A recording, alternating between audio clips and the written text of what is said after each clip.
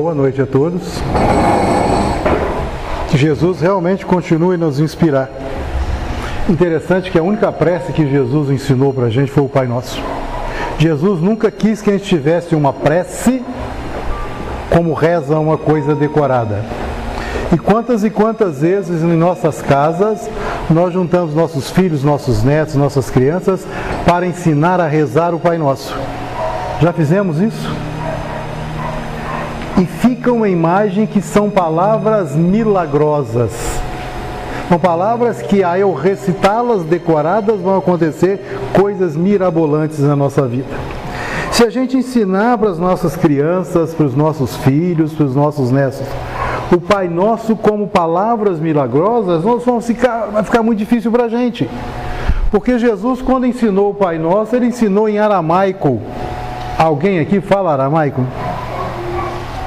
Que palavras milagrosas são essas? O Pai Nosso consta no Novo Testamento da Bíblia em 2 livros. O livro de Marcos e o livro de Lucas. No livro de Marcos ele está mais completo. Mas de que maneira começou o Pai Nosso? O que Jesus quer falar para a gente do Pai Nosso? Uma simples ou vã repetição de palavras que operam milagres? Na prece inicial nós ouvimos o nosso orador falar da nossa reforma íntima. Para que a gente viva a oração do Pai Nosso, é necessário que essa reforma íntima seja constante, porque o Pai Nosso nos chama a isso. E Kardec nos explica um pedacinho do Pai Nosso, aqui no Evangelho segundo o Espiritismo, capítulo 28, onde ele coloca o Pai Nosso chamando de oração dominical, de maneira simples e concisa. Kardec coloca para nós que um dos objetivos da prece é elevar a nossa alma até Deus. Não é rebaixar Deus até nós, é que nós nos elevamos, nossa alma, nosso ser, nosso íntimo, levar até Deus. E São Paulo ainda fala mais, que a nossa prece tem que ser inteligível, tem que ser clara, tem que ser precisa e não precisa de palavreado inútil. Ela tem que ser simples e precisa e eu entendo o que eu estou falando. Se eu falar aqui que essa reunião é adredemente marcada e que ela é hebdomadária, onde vão encontrar o lume, tá simples. Eu falei que essa reunião semanal, que foi marcada já com antecedente, nós vamos encontrar a luz de Jesus, eu ia continuar? Não é mais fácil falar assim que de outras palavras? Onde eu entenda que estou falando, e quando eu estou falando para o público, que o público entenda as minhas palavras. Não foi isso que Jesus fez o tempo todo? Ele não complicou a vida da gente. Ele falou para cada um de nós naquele entendimento que tínhamos naquela época. E continua mais. Vou ler aqui da maneira que Kardec coloca. Evangelho segundo o Espiritismo, capítulo 28, no item 2, ali no prefácio. Que o Pai Nosso é o mais perfeito modelo de concisão, de brevidade. A brevidade do Pai Nosso encerra tudo que precisamos para a vida material e espiritual. Ele fala que o Pai Nosso é uma obra-prima de sublimidade. Elevação de nossa alma. Nossa elevação até Deus. Na simplicidade do ensinamento de Jesus. Que o Pai Nosso resume todos os deveres, por todas as nossas obrigações para com Deus, para conosco mesmo e para com o próximo. Continua Kardec a nos afirmar que o Pai Nosso encerra e define uma profissão de fé, um ato de adoração e um ato de submissão. O Pai Nosso contém todos os pedidos das coisas necessárias para a vida e o princípio da caridade. Interessante que conta os 2 evangelhos que Jesus, após o Sermão da Montanha, sentou e começou a orar. E Jesus orava diretamente para quem? A Deus. E um dos discípulos não cita qual. Não é citado qual discípulo. Chega perto dele e fala: Ó mestre, nos ensine a orar. E Jesus tinha uma grande preocupação de a gente não ser um fariseu, de não ser um sepulcro caiado, daqueles que rezam em praça pública, batem no peito e falam: Senhor, Senhor. Vãs repetições de palavras. Rezar significa recitar palavras que estamos decorados. Jesus tinha muita preocupação disso, que é que a oração saia do sentimento. E ele deixou isso explicado várias e várias vezes. Ele chamou os discípulos, reuniu-os e falou para eles: portanto, quando vocês orarem, orem assim. E ensinou a oração do Pai Nosso. Mas antes da gente falar da oração em si, nós vamos ver que a oração do Pai Nosso é dividida em 3 partes. A primeira parte é o prefácio. A segunda parte são os pedidos. E a terceira parte é a conclusão. Simples e direto como era Jesus. Simples e direto como é Jesus. Porque as coisas simples, às vezes, a gente fica assim: está tão simples, será que é assim mesmo? Jesus pegou todas as leis do Antigo Testamento, pegou todas as leis e simplificou para a gente. Amar a Deus sobre todas as coisas e ao próximo. Na hora que Jesus começou a ensinar a oração do Pai Nosso aos seus discípulos, ele promoveu naquele instante uma verdadeira revolução de costumes, de sentidos e de entendimento de Deus. Se procurarmos a palavra Deus nos antigos dicionários, nas antigas religiões, no Google, indo a fundo, nós vamos ver que significado de Deus é juiz e carrasco. Aquele que julga, que condena e que é o próprio carrasco, faz o castigo. Era esse o entendimento de Deus que tínhamos até então, de temor, de medo a Deus. E vira Jesus no Pai Nosso e fala: Pai Nosso. Ficou todo mundo abismado. Jesus o tempo todo se referia a Deus como Pai. E o pessoal estava entendendo o Pai dele.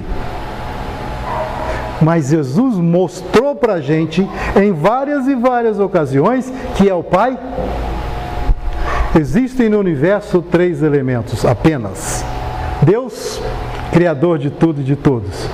Qual é a primeira questão do Livro dos Espíritos? Quem lembra?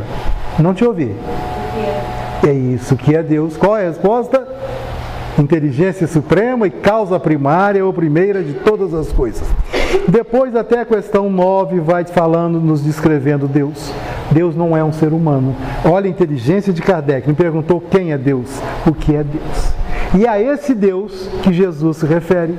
Mas no Pai Nosso ele falou: Pai Nosso. E quando a gente começa a orar, não recitar, não rezar, orar, conversar com Deus, que eu falo a primeira coisa: Pai Nosso. Eu estou assumindo uma responsabilidade de um tamanho. Será que eu estou pronto para isso? Na hora que eu falo Deus é Pai Nosso, eu estou admitindo, tendo certeza e me colocando como irmão de toda a humanidade. Não existe nenhuma pessoa nesse mundo e no universo, nenhum espírito, que todos nós somos criados por Deus, que não seja meu irmão na divindade, criado pela divindade. Eu apenas não sei o seu nome. Mas eu considerar irmão esses espíritos que eu não conheço, aqui dentro dessa casa espírita, dentro da FEAC, dentro da igreja, dentro dos templos evangélicos, é muito fácil. Nós estamos chegando ali de banho tomado, cheiroso, ou não? E lá na rua? E lá na rua, aquele irmão que está passando uma provação, uma missão ou uma expiação, que a gente tem dificuldade de abraçar porque não tomou banho, está com mau hálito, porque torce pelo time que eu não torço, porque é do partido político que eu não gosto. Deixou de ser meu irmão. Na hora que eu falo Pai Nosso, eu estou admitindo que não existe divisão de classe, de raça, de religião. Existem divisões de talentos. Cada um de nós tem vários e vários talentos diferenciados entre nós. Cada um de nós está na posição que nos cabe nesse instante na criação de Deus. E somos irmãos. Começa a orar. Pai Nosso. Pai de quem? É meu? É só seu? Olha aí a primeira coisa de reforma íntima que Jesus está colocando em nossas mãos. Você, quando fez a prece, falou, é uma reforma íntima. Estou quebrando o meu orgulho, o meu egoísmo. Estou começando a querer consertar e diminuir os meus vícios. Livro dos Espíritos, questão 913. De onde derivam todos os vícios? Verificai cada um deles, vão ver que o germe deles está no egoísmo. Não é meu Pai, é nosso Pai. Somos irmãos. E Jesus continua, Pai nosso que estás nos céu. Onde é o céu? Onde está o céu? Lá em cima? Aqui embaixo, do lado? O que é o céu que Jesus se refere? Paramos para pensar. Primeira lição que é Pai é nosso. Somos todos irmãos. Onde está o céu que estás no céu? O céu é todo o universo incomensurável. Céu é tudo aquilo que Deus criou e vive a partir da vontade e do amor de Deus. Eu faço parte desse céu. Posso falar assim? Nós fazemos parte desse céu. E o céu que nos interessa nesse instante, na nossa caminhada de ascensão a Deus, que Jesus nos ensinou, é o céu íntimo de minha consciência tranquila, da minha procura de felicidade. Onde está o céu? Onde está o inferno? Na minha maneira de viver, de pensar, de sentir, nas minhas emoções. Muitas vezes no mesmo dia a gente varia entre as nossas emoções. E a gente fala, minha vida hoje está um verdadeiro inferno. Significa que eu estou no inferno local? Significa que eu estou mal com a minha consciência, que eu estou sentindo bem. E quando a gente está praticando a caridade íntima, vendo os outros como irmãos, nos preparando para viver, eu estou no céu porque estou alcançando momentos felizes. Não estou?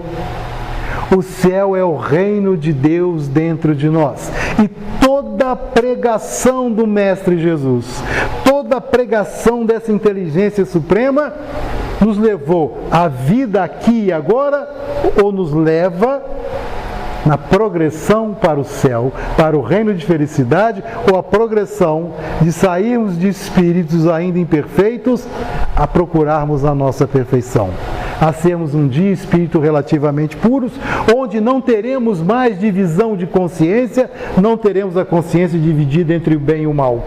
Nossa consciência vai pensar, viver e agir apenas no bem. Aí seremos felizes. Estamos vivendo isso que Jesus vive e nos ensinou. O Pai é nosso. Está no céu, em toda parte, lugar, não tem outra solução.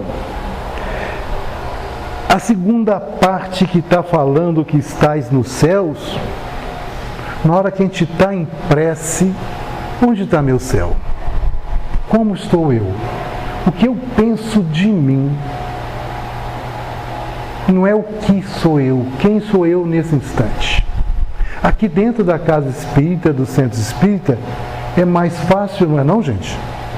Porque antes de chegarmos aqui, esse ambiente foi preparado, ozonizado, foi feita uma limpeza de todo o ar, de todo o ambiente, pelos amigos espirituais.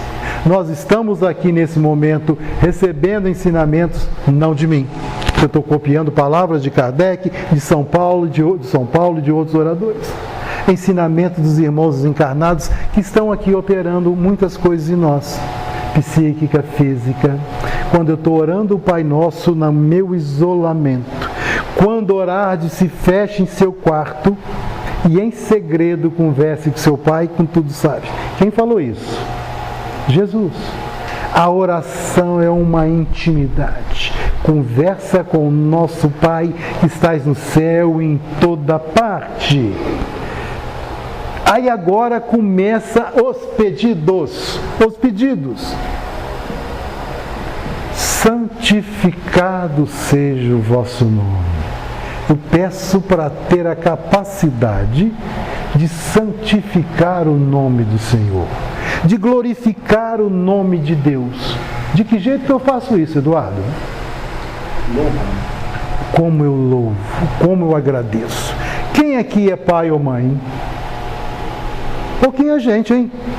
Agora aumentou. Que tipo de agradecimento que a gente, como pai, mãe, avô e avó, quer de nossos filhos? O agradecimento que a gente quer, na realidade, quando a gente olha um filho criado, que ele se tornou um homem, um ser humano, uma mulher de...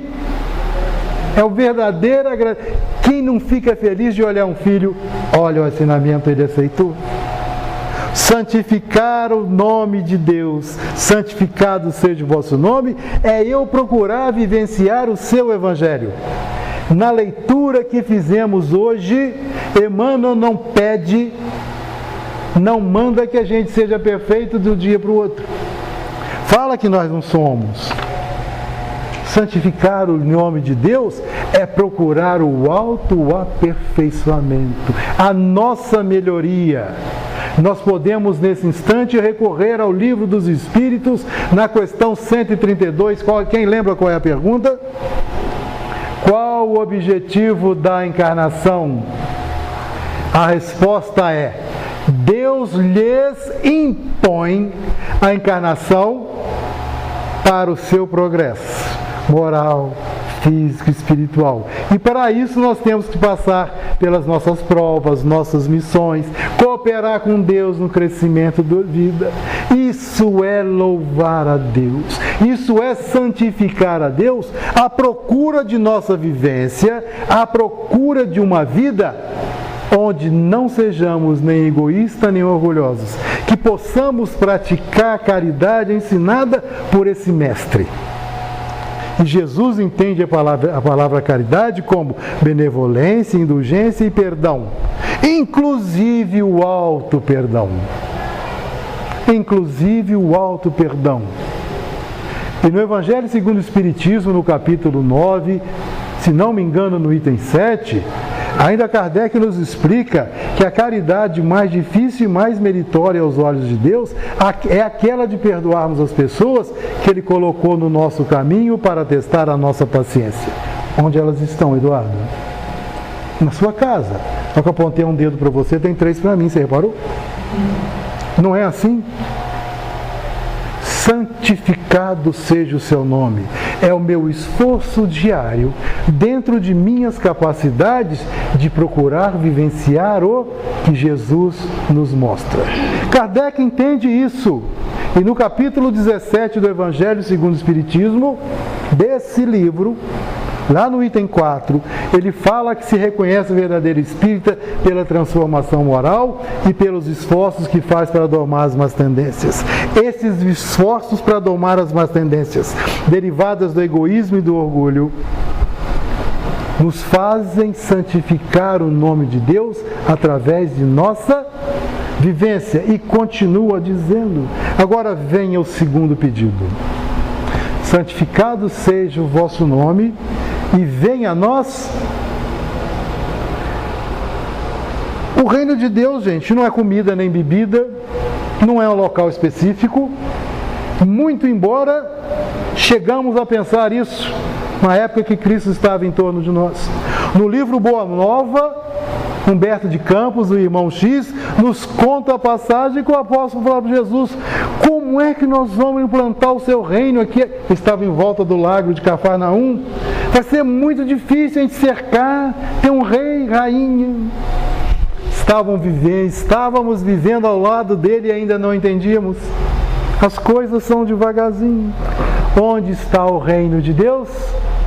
Dentro dentro de cada um de nós, em nossa essência, porque fomos criados por Deus. Pai nosso que estais nos céus, santificado seja o vosso nome. Venha a nós o vosso reino. E por que nós pedimos que venha a nós o reino de Deus? Porque nós temos a certeza, e que Jesus nos ensinou a pedir isso, que de Deus só vem coisa. Voltemos ao começo do nosso estudo. Lembra que eu falei que se a gente procurar nos dicionários antigos, nos livros antigos, veremos que Deus é definido como juiz e carrasco. E Jesus, ao tratar Deus como Pai e mostrar a realidade, fez uma verdadeira revolução nisso. Assustou a todo mundo naquela época. E quando a gente pede a Deus que venha a vós o vosso reino, eu estou pedindo ao Pai.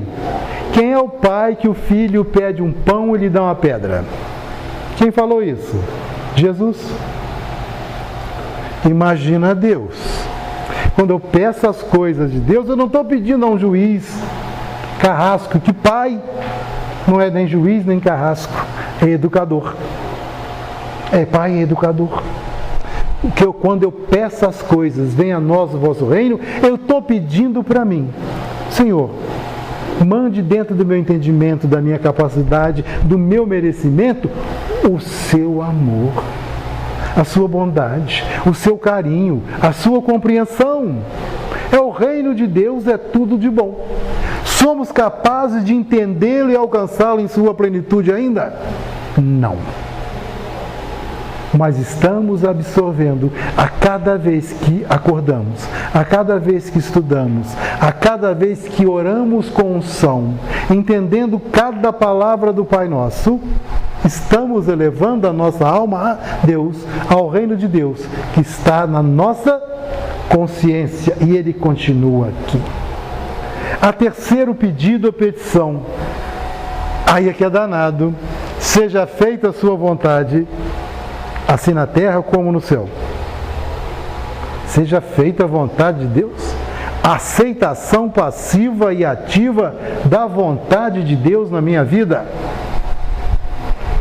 No Livro dos Espíritos, na questão 921, Kardec pergunta se um dia nós seremos tão felizes quanto a gente pode ser na Terra. Os Espíritos respondem a Kardec que se a gente seguisse as leis naturais, as leis de Deus, seguíssemos, enfim, a vontade de Deus, seríamos tão felizes quanto a Terra permite. Mas o grande problema é que a gente, de vez em quando, dá uma burlada na lei de Deus, Eduardo. Não dá, vou fazer do meu jeitinho, não aceito as coisas. Para Deus somos crianças ainda de primeira infância. Qual de nós aqui que está com um filho, um criança, adolescente ou pré-adolescente, que vira, vou deixar e descer essa ladeira imensa aqui de bicicleta sem freio, e que a gente fala? Os não que Deus fala em nossa vida não são para punir, são corretivos. Quantas vezes temos necessidade de ficarmos doentes? Castigo de Deus? Alguém já leu as obras de André Luiz? A Desencarnação de Dimas?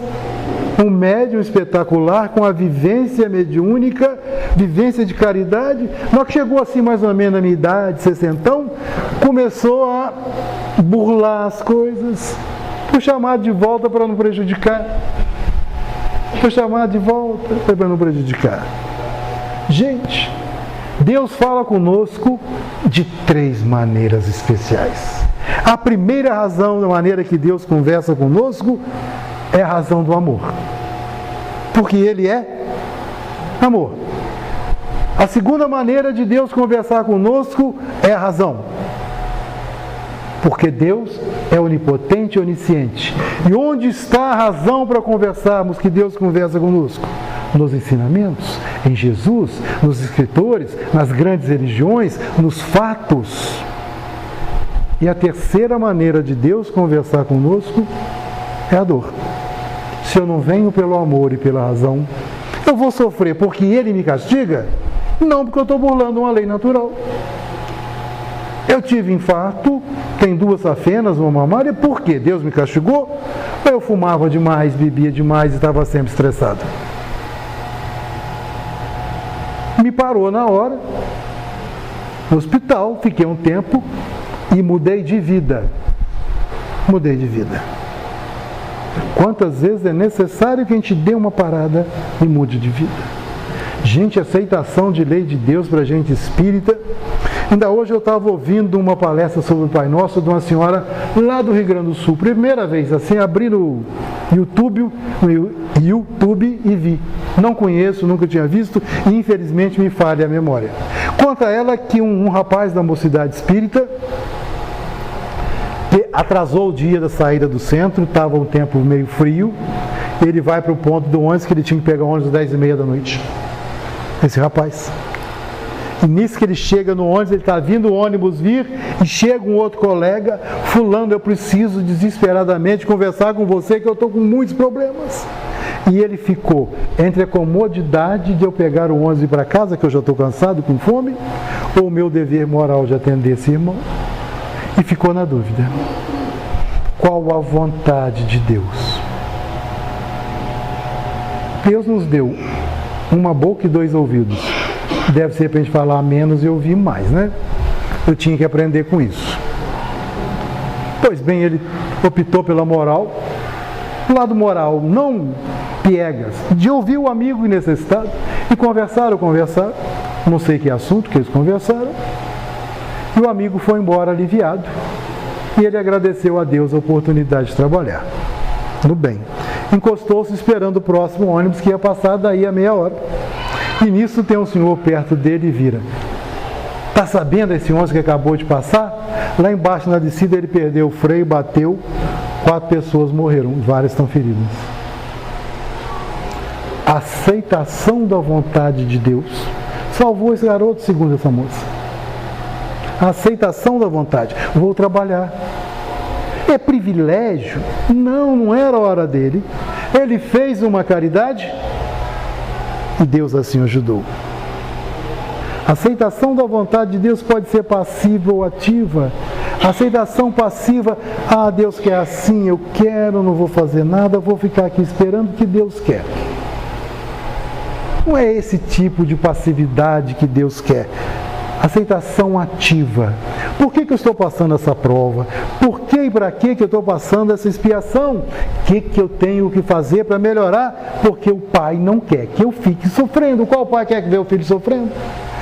Vou me educar, eu tenho que dar o meu primeiro passo. Seja feita a vossa vontade, porque a vontade de Deus é soberana, e entre a minha vontade, entre a minha inteligência e a de Deus, com qual vocês ficam? Fiquei com ciúme agora aí. Eu também. Lógico. É uma questão de bom senso e de razão. E continua o Pai Nosso. A segunda parte vem o terceiro pedido. Vem o terceiro pedido interessante que foi: seja feita a vossa vontade, assim na terra como no céu.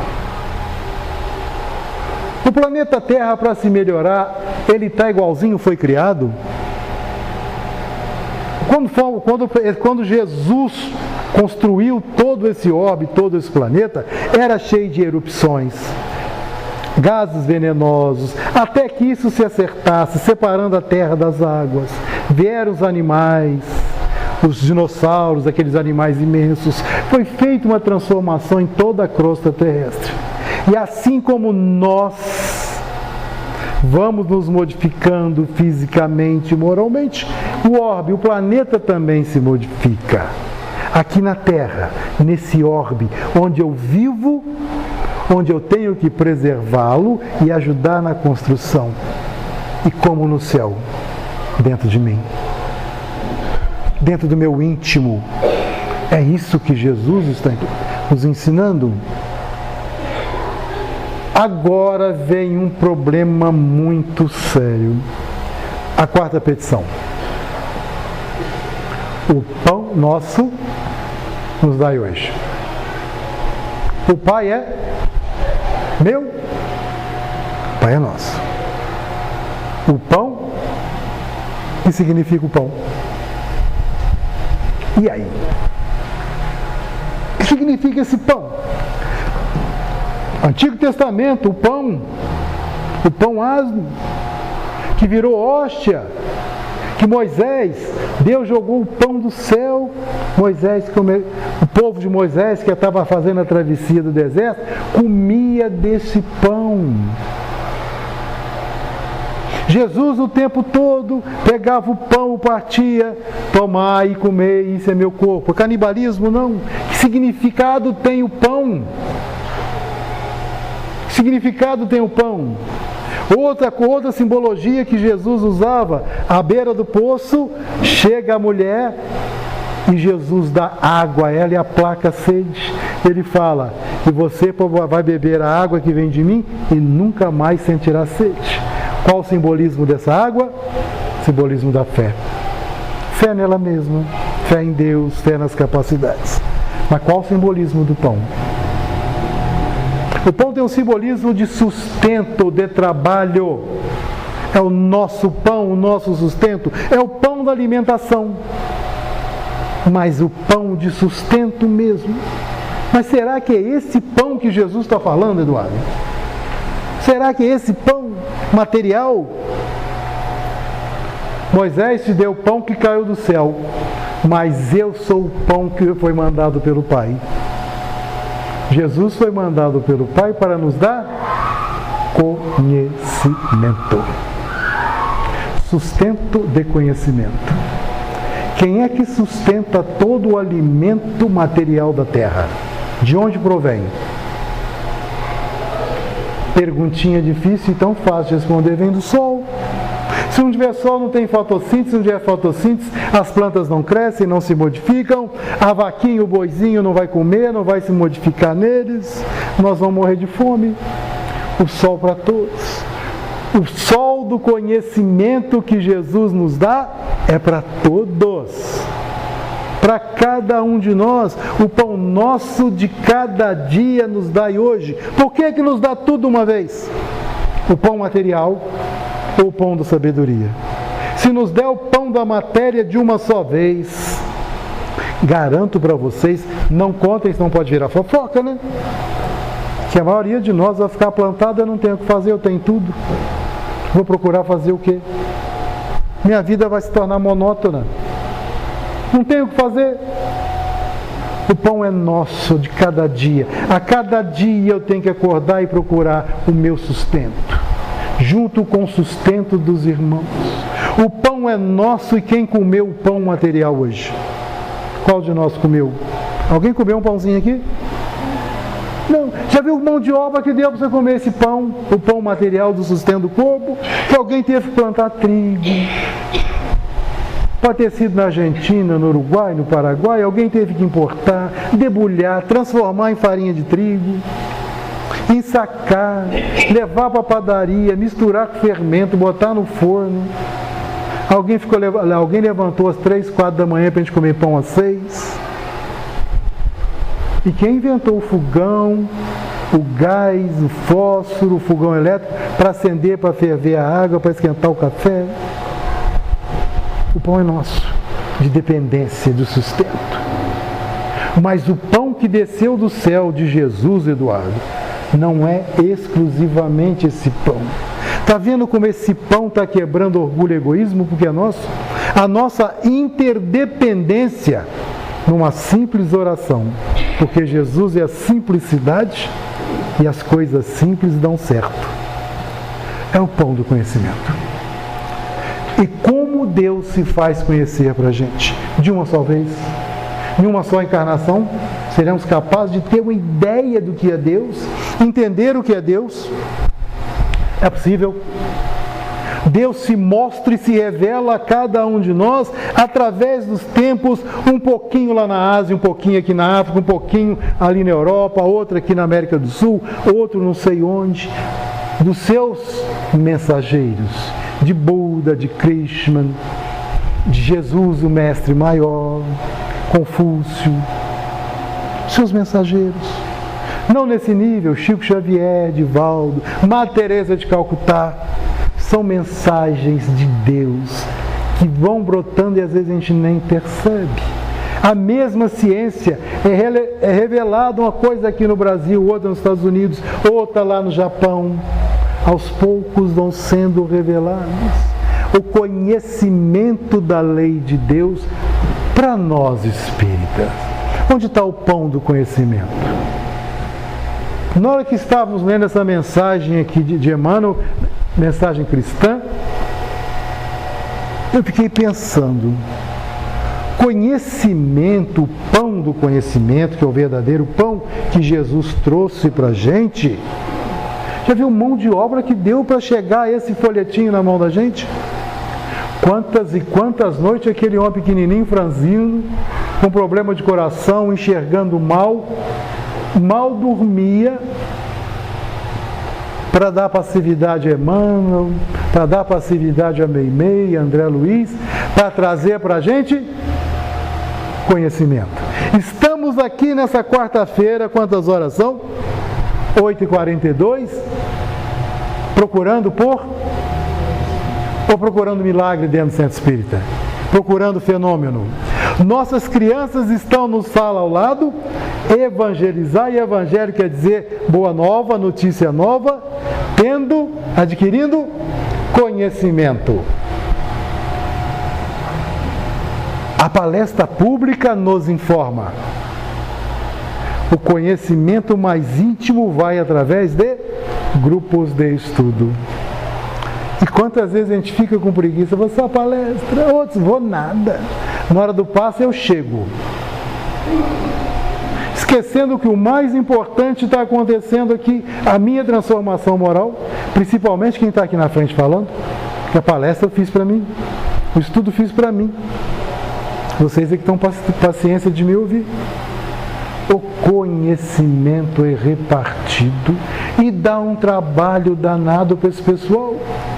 Kardec escreveu 5 livros, diferença de 11 anos entre um para o outro.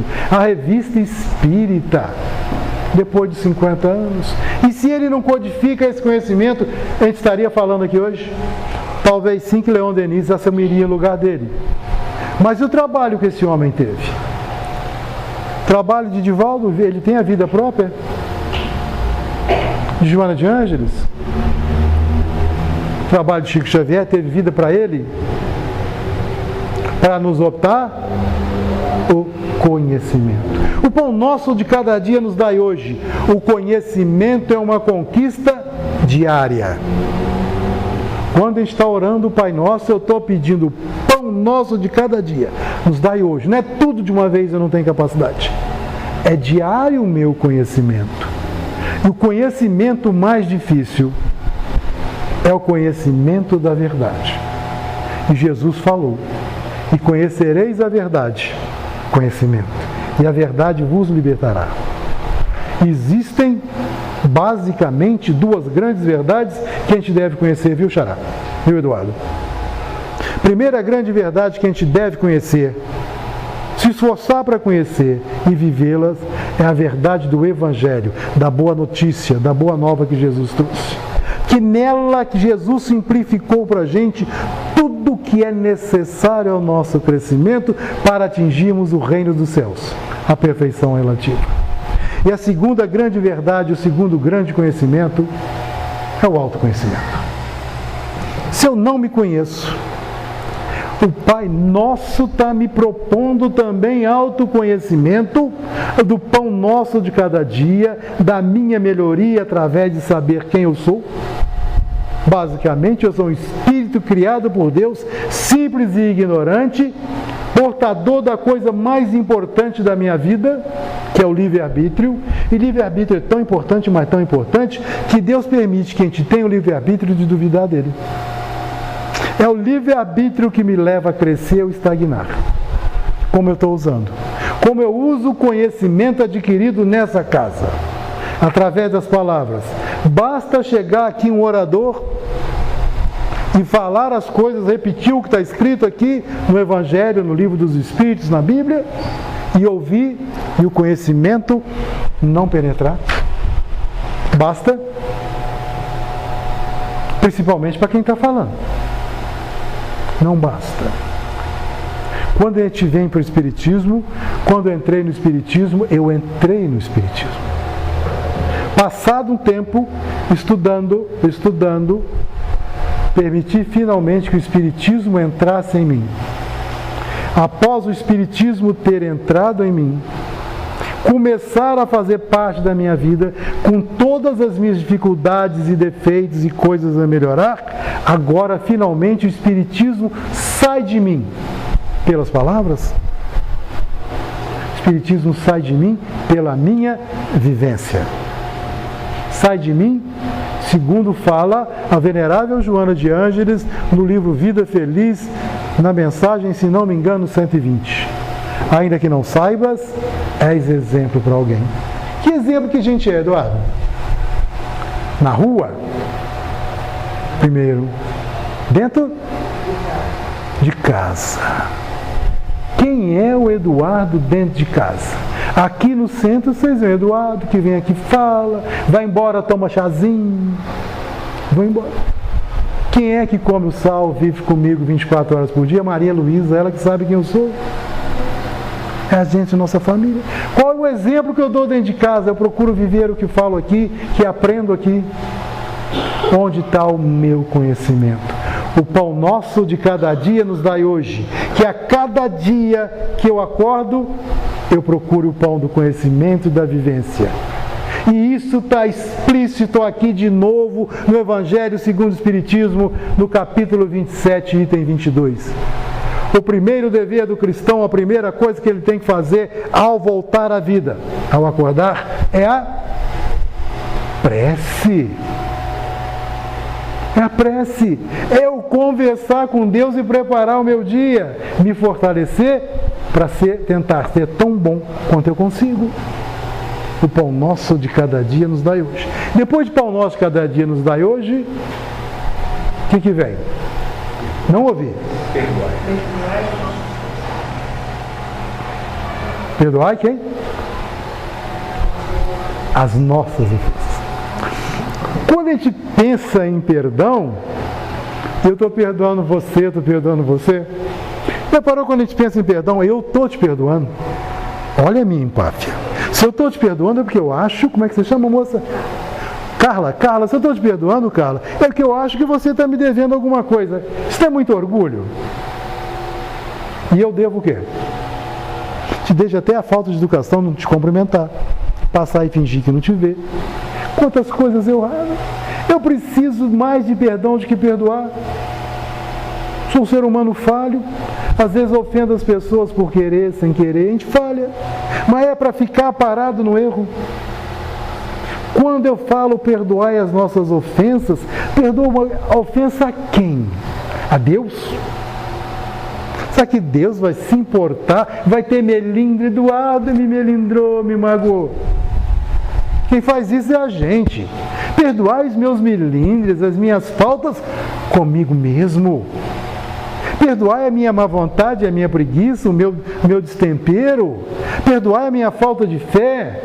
E por falar em fé, no Evangelho segundo o Espiritismo, lá no capítulo 19, está falado que a fé remove montanhas. Que montanha? Da preguiça, do orgulho, do egoísmo. Que a fé, se está lá escrito no item 2, que a fé dá uma espécie de força para a gente que aqueles que não têm não conseguem fazer. Está no item 3, que entende-se como fé, uma espécie de lucidez que faz que eu veja lá na frente o que eu tenho que fazer e os meios de fazer. Minha falta de fé em mim mesmo perdoa as nossas ofensas.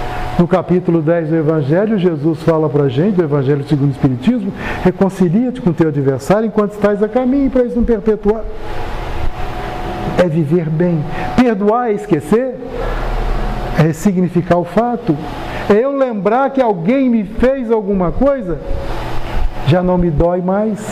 Eu não estou com Alzheimer, estou lembrando, tenho a memória boa, mas vou lembrar, mas não vai me doer. Me lembro que Zé Raul Teixeira, eu gosto muito de Zé Raul Teixeira, ele contou isso pessoalmente para a gente lá na FEAC, que certa feita, a mãe dele pegou, ele deu uma surra nele bem dada, com os tapas no bumbum, porque ele quebrou um vaso. E na hora que ele estava levando a surra da mãe dele, ele virou assim, veia ruim, não gosto dela. Ele que ficou muito zangado com a mãe. Mas disse que durou 5 minutos, que é mãe, né? E uns tempos atrás, alguns anos atrás, os dois estavam sentados à mesa e rindo que quebrou o vaso, e ela deu uma surra nele, uns tapas no bumbum dele. E falou, isso é perdoar, eu lembro do fato, mas não me importo, estou junto com ela. Perguntaram para Gandhi, quantas pessoas você já perdoou? Quantos ingleses você já perdoou? Ele falou, nunca perdoei ninguém. Por quê? Você é orgulhoso? Não, ninguém nunca me fez mal. Eu me sinto ofendido. Eu sei que a pessoa é tão falha quanto eu sou mais falha que as pessoas. Perdoai as nossas ofensas. Assim como perdoamos os outros, é questão de convivência. É uma questão de preparo para a paciência. Depois disso, quem que vem? Quem que me ajuda? Perdoai as nossas ofensas, assim como perdoamos a quem nos tem ofendido, e não nos deixeis cair em... O que é tentação? Tentação é coisa ruim? Tentação é coisa ruim? É.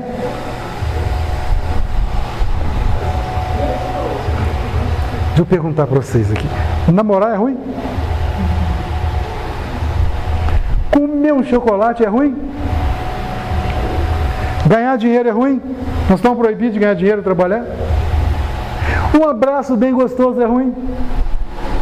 Passar em frente à fábrica de doce Brasil, ver aquelas Maria Rosa, é ruim?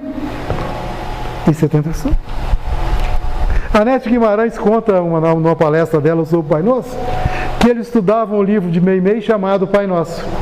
E a mãe dela, a dona Ana Guimarães, chegou num dia, quando estava estudando o capítulo sobre tentações, perguntou para o filho do meio, meu filho, o que é tentação? Mãe, eu acho que tentação é um buraco bem grande, que fala para não deixar cair em tentação. Filosoficamente, ele está certo, a criança estava certa. Mas eu torno a perguntar, o que é tentação? O que é tentação? Difícil responder? Tentação é o desejo de satisfação imediata. Tentação é o desejo de satisfação imediata. Isso aqui é a tentação. Isso que eu estou falando está no dicionário, eu vou lá procurar isso. Quantos homens olham aquela mulher linda e passando e falam, que moça bonita. Vai com Deus. E se tiver o desejo de satisfação imediata? Quantas bobagens acontecem no mundo? Tentação é eu passar em frente à fábrica de doces Brasil, lá na Rua Marechal, sentir aquele beijinho e entrar para satisfazer a água na boca imediatamente. Passo direto. Se passa 20 minutos, meia hora, desejo diminui. Tentação é satisfação de um desejo imediato. E essa satisfação de desejos imediatos leva uma porção de gente a ficar com dívida. Eduardo, você tem cartão de crédito? Tem. Você já passou em frente a alguma loja que você vê lá assim, camisa, R$300, mas aquela camisa de seda. Seda é de onde? Seda indiana, que coisa boa. 10 prestações de 30, pardon, vamos comprar, de compra. Passa outro dia, está lá uma calça, R$200, 10 prestações de 20. Você deu a tentação de satisfação de um desejo imediato. Com esses desejos imediatos sendo atendidos, isso é uma figura de imagem. No final do mês, você está com umas 20 prestações de R$20. Você dá R$400. O desejo imediato de comer bombom, de comer doce, de passar, no final do mês eu estou com 3, 4 quilos a mais com a glicose lá em cima. Essa coisa de satisfação de desejo imediato, eu bebo mais uma cerveja, uma mais pinga e vou mostrar que sou macho, sai dirigindo, fazendo bobagem. Não nos deixais cair em tentação, é saber pesar o meu desejo imediato. E a gente faz isso. Não nos deixar cair em tentação é nos ajudar a deixar o cartão de crédito em casa. Se eu precisar comprar, eu vou em casa buscar e tem tempo de pensar, não é imediato.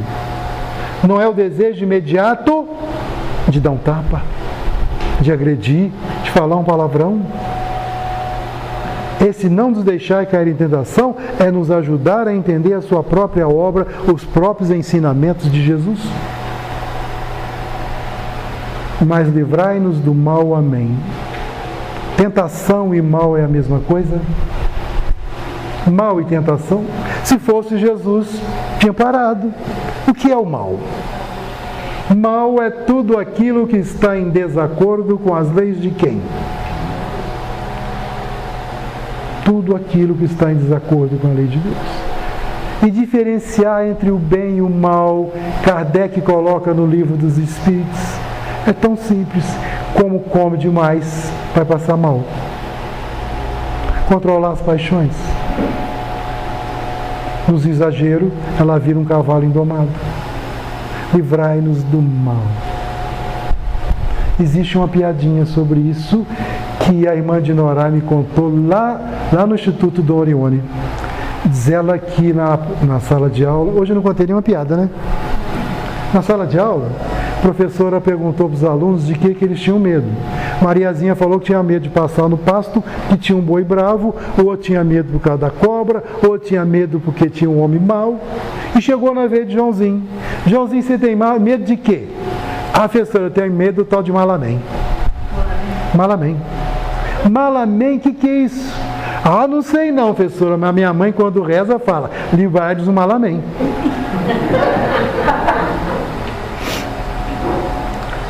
Mas isso tem uma profundidade. Nos livrar do Malamém depende de nossa vontade, do nosso pensamento, o que desejamos.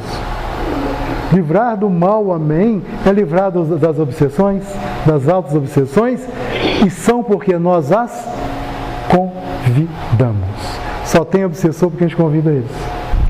E termina o Pai Nosso para nós espíritas, assim seja.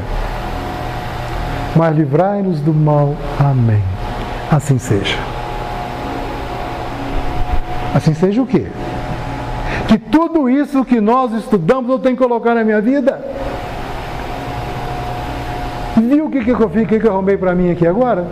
Que quando eu falo Pai Nosso, Deus é o Pai de todo mundo. Se é nosso, nós somos irmãos. E cada pedido que eu faço, eu estou pedindo para mim e para... Peço material e espiritual. Não me deixe cair na tentação, no buraco da satisfação imediata dos meus prazeres. Que aí sim nos leva no buraco. Do mal, que não foi Deus que criou, eu através do meu arbítrio, usando as leis de maneira errada. Amém, ou assim seja. Eu concordo com tudo que Jesus ensinou e vou colocar em prática. E por falar nisso, queria rogar ao Mestre e amigo Jesus que nos ajude a colocar em prática tudo isso que Ele nos ensina nessa oração.